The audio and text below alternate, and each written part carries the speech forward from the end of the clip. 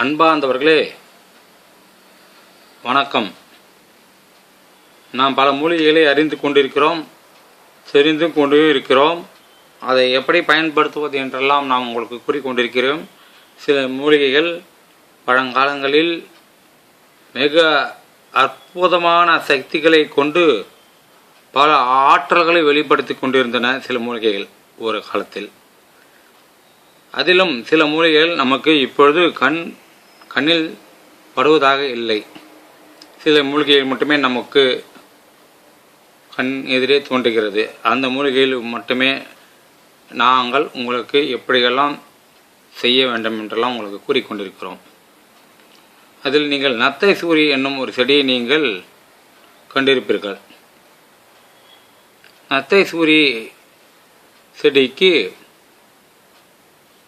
ஓம் வஞ்சிரா Ruby Suri சூரிமா Kaveri Ganga ஸ்வாஹா என மந்திரத்தை உச்சரித்து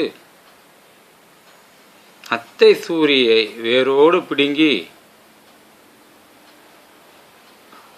சூரணம், அதாவது எப்படி என்றால் அது வேரோடு பிடுங்கி நிழலில் உலர்த்தி நன்றாக அதை சூரணித்து அந்த சூரணத்திற்கு சமமான பனங்கற்கரையை பனங்கற்கண்டு அல்ல, பனம் வெல்லமும் அல்ல, நன்றாக கவனியுங்கள், பனங்கற்கரை. அந்த பனங்கற்கரையை சம அளவுக்கு கலந்து 48 நாட்களுக்கு அது நாம் உண்டு வர மலையும் உடைக்கக்கூடிய சக்தி கிடைக்கும் என்பார்கள். ஆனால் இதை நாம் புரிந்து கொள்வது என்னவென்றால் மிக வலிமை ஏற்படும் என்பது பொருள். மிகவும் வலிமை ஏற்படும் என்பது பொருள்.